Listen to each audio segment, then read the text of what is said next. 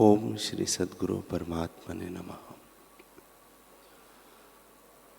श्री योग वासिष्ठ महारामायण निर्वाण प्रकरण सर्ग 94।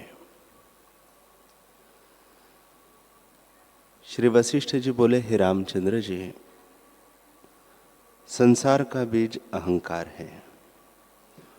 जब अहम भाव होता है तब संसार होता है, पर अहंकार वस्तु कुछ भी नहीं, भ्रम से सिद्ध हुआ है।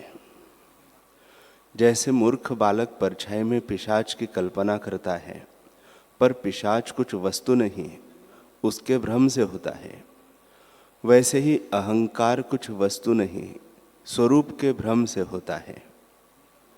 हे रामचंद्र जी, जो वास्तव में कुछ वस्तु नहीं तो उसके त्यागने में क्या कठिनाई है। तुम में अहंकार वास्तव में नहीं है, तुम केवल शांत रूप चैतन्य मात्र हो। उसमें अहम भाव होना उपाधि है, उससे सुमेरु पर्वत आदि जगत बन जाता है जो संवेदन रूप है। चित्त रूपी पुरुष चैतन्य के आश्रय से चेतता है और विश्व की कल्पना करता है। जैसे रस्सी के आश्रय सर्प दिखता है, वैसे ही चैतन्य के आश्रय विश्व और चित्त का उदय होता है, पर यह आत्मा से भिन्न नहीं है। मैं हूं ऐसा जो अहम भाव है, सो दुख की खान है। सब आपदाएं अहंकार से होती है। जब अहंकार नष्ट होगा तब सब दुख भी नष्ट होंगे। हे रामचंद्र जी, जैसे सूर्य के आगे बादल होते हैं तो प्रकाश नहीं होता, जब बादल दूर होते हैं तब प्रकाश भासित होता है और कमल प्रफुल्लित होते हैं। वैसे ही आत्मरूपी सूर्य को अहंकार रूपी बादल का आवरण हुआ है। माया के किसी गुण से मिलकर अपने को कुछ मानने को अहंकार कहते हैं। जब अहंकार रूपी बादल नष्ट होगा तब आत्मरूपी सूर्य का प्रकाश होगा और ज्ञानवान रूपी कमल उस प्रकाश को पाकर बड़े आनंद को प्राप्त होंगे। हे रामचंद्र जी, इससे अहंकार के नाश का उपाय करो तो तुम्हारे दुख भी नष्ट हो जाए। वह कौन काम है जो उपाय करने से सिद्ध नहीं होता। अहंकार के नाश का उपाय करिए तो वह भी नष्ट हो जाता है। अहंकार के नष्ट करने का यह सरल उपाय है कि सच्छास्त्रों अर्थात ब्रह्म विद्या का सतत अभ्यास और सत्संग करो। ज्ञान की परस्पर चर्चा करो, उससे अहंकार नष्ट हो जाता है। जैसे पानी भरने की रस्सी से पत्थर की शिला घिस जाती है, वैसे ही ब्रह्म विद्या के अभ्यास से अहंकार नष्ट हो जाता है। बल्कि शिला के घिसने में तो कुछ यत्न भी है, परंतु अहंकार के त्यागने में कुछ यत्न नहीं। हे रामचंद्र जी, सदा अनुभव रूप जो आत्मा है उसका विचार करो। मैं कौन हूं, इंद्रिया क्या है, गुण क्या है और संसार क्या है। ऐसे विचार से तुम समझो कि इनके साक्षीभूत तुम हो। तुम में अहम त्वम कोई नहीं। इससे तुम अहंकार का नाश करो और शुद्ध हो। मेरा भी आशीर्वाद है कि तुम सुखी हो जाओ। जब अहंकार नष्ट होगा तब कलना कोई न फुरेगी, केवल सुषुप्ति के नए स्थित होंगे। राम जी ने पूछा, हे भगवान, जो आपका अहंकार नष्ट हुआ है तो प्रत्यक्ष उपदेश करते कैसे दिखते हो, और जो अहंकार नहीं है तो सर्वशास्त्र और ब्रह्म विद्या कहाँ से उपजे है। और उपदेश कैसे होता है?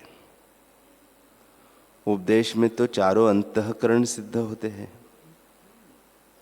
प्रथम जब उपदेश करने की इच्छा होती है तब अहंकार सिद्ध होता है। जब स्मरण होता है कि उपदेश करूं तब चित्त भी चैत्य से सिद्ध होता है। फिर यह उपदेश करिए, यह न करिए, ऐसे संकल्प से मन की सिद्धि होती है। फिर जब निश्चय किया कि यह उपदेश करिए तब बुद्धि की सिद्धि होती है। इसे चारों अंतःकरण सिद्ध होते हैं। आप कैसे कहते हैं कि अहंकार नष्ट हो जाता है और सब चेष्टाएं होती है?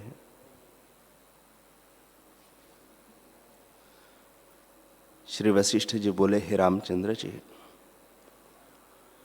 आत्मस्वरूप में अहंकार आदि अंतःकरण और इंद्रिया कल्पित है, वास्तव में कुछ नहीं। शास्त्र का उपदेश भी कल्पना है। आत्मा केवल आत्मतत्व मात्र है।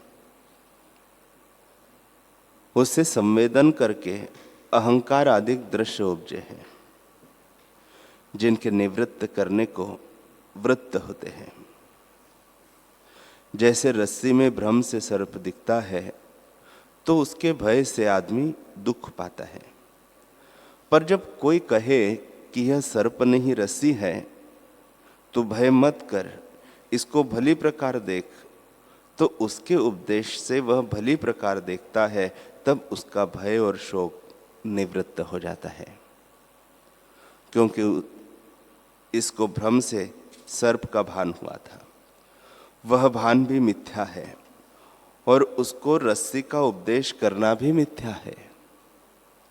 क्योंकि रस्सी तो आगे से सिद्ध है, उपदेश से सिद्ध नहीं होती। वैसे ही रस्सी की भांति आत्मा है, उसका विवर्त जो चैतन्य रूप स्फुरण है उसको अहम भाव कहते हैं, और उसी अहंकार के निवृत्त करने को शास्त्र है। आत्मरूपी रस्सी के प्रमाद से अहंकार रूपी सर्प प्रकट हुआ है, और उसके निवृत्त करने को शास्त्र के उपदेश हुए हैं, जो आत्मा को जगा देते हैं। जब भली प्रकार रस्सी की तरह आत्मा को जाना, तब सर्प के सदृश जो परिचिन्न अहंकार है वह नष्ट हो जाता है।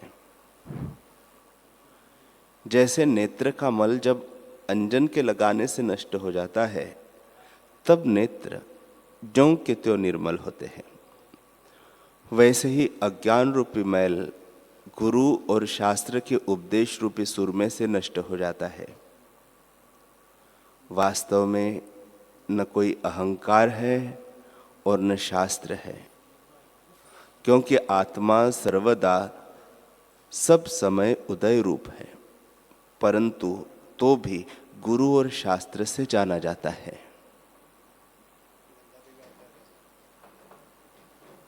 हे रामचंद्र जी, ज्ञानवान के साथ चारों अंतःकरण और इंद्रियां भी देख पड़ती है, पर उनमें सत्यता नहीं होती है। जैसे भुना हुआ बीज दिखाई देता है पर उगने की सत्यता नहीं रखता, जैसे जला वस्त्र देखने मात्र को है पर उसमें सत्यता कुछ नहीं होती, वैसे ही ज्ञानवान को अभिलाषा रूप अहंकार नहीं होता और उससे वह कष्ट नहीं पाता। जैसे सूर्य की किरणों से मरुस्थल में जलाभास होता है और उसको देखकर पीने के लिए मृग दौड़ता और दुखी होता है, वैसे ही दृश्य रूपी मरुस्थल में पदार्थ रूपी जलाभास को देखकर अज्ञान रूपी मृग दौड़ते हैं और दुख पाते हैं। जब ज्ञान रूपी वर्षा से आत्मरूपी जल चढ़ा, तब चित्तरूपी मृग कहाँ दौड़े। जब ज्ञान रूपी वर्षा होती है और अनुभव रूपी जल चढ़ता है, तब चित्तरूपी मृग में यत्न रूपी जो स्फुरण था वह नष्ट हो जाता है। हे रामचंद्र जी, अहंकार अविचार से सिद्ध है और विचार से क्षीण हो जाता है। जैसे बर्फ की पुतली सूर्य की किरणों से क्षीण होती है और जब अधिक तेज होता है तब जल रूप हो जाती है, बर्फ की संज्ञा नहीं रहती। वैसे ही अहंकार रूपी बर्फ विचार रूपी किरणों से क्षीण हो जाती है। जब दृढ़ विचार होता है तब अहंकार संज्ञा नष्ट हो जाती है और केवल आत्मा ही रहती है। राम जी ने पूछा, हे सर्वतत्वज्ञ भगवन, जिसका अहंकार नष्ट होता है उसका लक्षण क्या है, सो आप कहिए। श्री वशिष्ठ जी बोले, हे रामचंद्र जी, अज्ञान रूपी गड्ढा संसार है, उसमें पदार्थ की सद्भावना से वह नहीं गिरता जिसका अहंकार नष्ट हो जाता है। जैसे समुद्र में नदियां स्वाभाविक रूप से आकर मिलती हैं, वैसे ही उसको क्षमा, शांति आदि शुभ गुण स्वाभाविक रूप से प्राप्त होते हैं। उसका क्रोध भी नष्ट हो जाता है और देखने मात्र यदि भासता भी है तो अर्थाकार नहीं होता। विषमता करके भिन्न भावना हृदय में नहीं फुरती और केवल सत्ता समान में स्थित होता है। जैसे शरतकाल का मेघ गरजता है पर वर्षा से रहित होता है, वैसे ही इंद्रियों की चेष्टा वह अभिमान से रहित होकर करता है। जैसे वर्षा ऋतु के जाने से कोहिरा नहीं रहता, वैसे ही उसकी अभिमान चेष्टा नष्ट हो जाती है और लोभ भी मन से जाता रहता है। जैसे वन में अग्नि लगती है तो मृग और पक्षी उस वन को त्याग जाते हैं, वैसे ही लोभ रूपी मृग उसको त्याग जाते हैं और उसके मन में कोई कामना नहीं रहती। जैसे दिन में उल्लूक और पिशाच नहीं विचरते, वैसे ही जहाँ ज्ञान रूपी सूर्य उदय होता है वह संपूर्ण कामना रूपी तम नष्ट हो जाता है और शांत रूप आत्मा में स्थित रहता है। जैसे मजदूर दो पोटों को ज्येष्ठ आषाढ़ की धूप में उठाता है और गर्मी में थकता है तो उसको डालकर वृक्ष के नीचे सुख से स्थित होता है, वैसे ही वासना रूपी पोट है और अज्ञान रूपी धूप है, उससे दुखी होता है, पर ज्ञान रूपी बल करके वासना रूपी पोट को डालकर सुख से स्थित होता है। हे रामचंद्र जी, उस पुरुष की भोग वासना नष्ट हो जाती है और फिर उसे दुख नहीं देती। जैसे गरुड़ को देखकर सर्प भागता है और फिर निकट नहीं आता, वैसे ही ज्ञान रूपी गरुड़ को देखकर भोग रूपी सर्प भागते हैं और फिर निकट नहीं आते। आत्मपद को पाकर ज्ञानी शांति रूप दीपकवत प्रकाशमान होता है और भाव अभाव पदार्थ उसको स्पर्श नहीं करते और उसका संसार भ्रम निवृत्त हो जाता है। ज्ञान समझने मात्र है, कुछ यत्न नहीं। संतों के पास जाकर प्रश्न करना कि मैं कौन हूं, जगत क्या है, परमात्मा क्या है, भोग क्या है, और इससे तरकर कैसे परम पद को प्राप्त हो। फिर जो ज्ञानवान उपदेश करे उनके अभ्यास से आत्मपद को प्राप्त होगा, अन्यथा नहीं होगा। श्री वशिष्ठ जी बोले, हे रामचंद्र जी, जिस प्रकार तुम्हारे पूर्वज इक्ष्वाकु नामक बड़े राजा जीवन मुक्त होकर विचरे हैं, वैसे ही तुम भी विचरो, क्योंकि तुम भी उसी कुल में उपजे हो। हे रामचंद्र जी, वह सब राजाओं से श्रेष्ठ सूर्यवंशी इक्ष्वाकु राजा मनु का पुत्र और सूर्य का पौत्र था। जैसे पितरों का राजा धर्म है, उसका स्वभाव शीतल था। जैसे सूर्य को देखकर मणि से तेज प्रकट होता है, वैसे ही उसको देखकर शत्रु संतप्त होते थे। पर साधु, मित्र और प्रजा को वह रमणीय लगता था और वे सब उसको देखकर शांति पाते थे। जैसे चंद्रमा को देखकर चंद्रमुखी कुमुद प्रसन्न होते हैं, वैसे ही उसको देखकर सब प्रसन्न होते थे। वह पाप रूपी वृक्षों का काटने वाला कुल्हाड़ा और मित्रों को सुखदायक था। जैसे मोरों को मेघ सुखदायक होता है। सुंदर तो वह ऐसा था कि उसको देखकर उसके पास लक्ष्मी स्थिर हो रही थी। उसके यश से संपूर्ण पृथ्वी भर रही थी। वह राजा भली प्रकार प्रजा का पालन करता था। एक समय उसके मन में विचार उपजा कि संसार में जरा मरण आदि बड़े कष्ट है और इस संसार दुख से तरने का उपाय क्या है। ऐसे वह विचार रहा था कि इतने में शंभु मुनि ब्रह्मलोक से आए। उसने उनका भली प्रकार पूजन करके पूछा, हे भगवान, आपकी कृपा का प्रताप मेरे हृदय में बैठकर प्रश्न करने को प्रेरित करता है। इससे मैं प्रश्न करता हूं। हे भगवान, मेरे हृदय में संसार बसता है और जैसे समुद्र को बड़वाग्नि जलाती है, वैसे ही मुझको जलाता है। इससे आप वही उपाय कहिए जिससे मुझको शांति हो। हे भगवान, यह संसार कहाँ से उपजा? दृश्य का स्वरूप क्या है और वह कैसे निवृत्त होगा? जैसे जाल में से पक्षी निकल जाता है, वैसे ही जन्म मरण रूपी संसार महाजाल से मैं निकलना चाहता हूं। जैसे वरुण समुद्र के सब स्थान जानता है, वैसे ही तुम जगत के सब व्यवहारों को जानते हो और संशय के निवृत्त करने वाले हो। अज्ञान रूपी तम के नाश करता तुम सूर्य ही हो।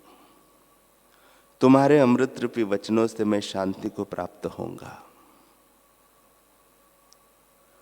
मुनि बोले, हे साधो, मैं चिरकाल पर्यंत जगत में विचरता रहा हूं, परंतु ऐसा प्रश्न मुझसे किसी ने नहीं किया। तुमने बहुत उत्तम प्रश्न किया है। यह प्रश्न अनर्थ का नाश करने वाला है। तेरी बुद्धि विवेक से विकासमान हुई देख पड़ती है। हे राजन, जो कुछ जगत तुझको भासित होता है, सो सब असत है। जैसे रस्सी में सर्प, स्वप्न में गंधर्व नगर, मरुस्थल में जल, सीपी में रूपा, आकाश में नीलापन और दूसरा चंद्रमा भ्रम से दिखते हैं, वैसे यह जगत असत रूप है। जैसे जल में चक्र और तरंग असत रूप है, वैसे ही जगत असत रूप है। जो मन सहित क्षण इंद्रियों से अतीत है और शून्य भी नहीं है, सो सत और अविनाशी आत्मा कहलाता है। वह निर्मल परब्रह्म सर्व ओर से पूर्ण और अनंत है। उसी में जगत कल्पित है। हे राजन, जैसे सब वृक्षों में एक ही रस व्यापक है, वैसे ही सब पदार्थों में एक चिन्मात्र सत्ता व्यापक है। जैसे अचल समुद्र में द्रवता से तरंग उठते हैं, वैसे ही परमात्मा में जगत प्रकट होते हैं। उस महादर्पण में सब वस्तुएं प्रतिबिंबित होती हैं।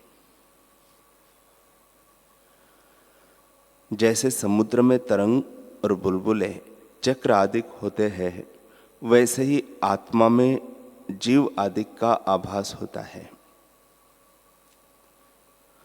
प्रथम स्फुरण रूप होते हैं और पीछे कारण कार्य रूप होते हैं। चित्त शक्ति अपने संकल्प से भूत आदि देह रचती है।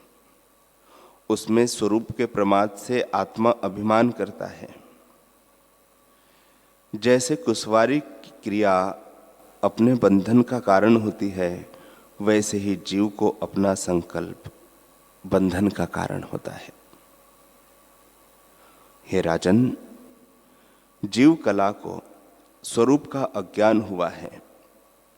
इससे जैसे बालक को अपनी परछाई यक्षरूप होकर डराती है, वैसे यह नाना प्रकार के आरंभ को प्राप्त हुआ है और कारण ही ब्रह्म शक्ति फूरने से कारण भाव को प्राप्त हुआ है। उसमें बंधन और मोक्ष भासित होते हैं, पर वास्तव में न बंधन है न मोक्ष है। निरामय ब्रह्म ही अपने आप में स्थित है। उसमें एक और अनेक कुछ नहीं कह सकते। इससे बंधन मोक्ष की कल्पना को त्याग कर तुम अपने स्वभाव में स्थित हो जाओ।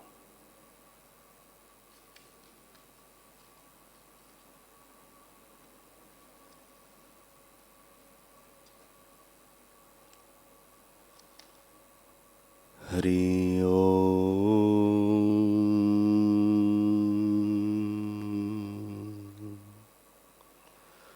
हरि ओम।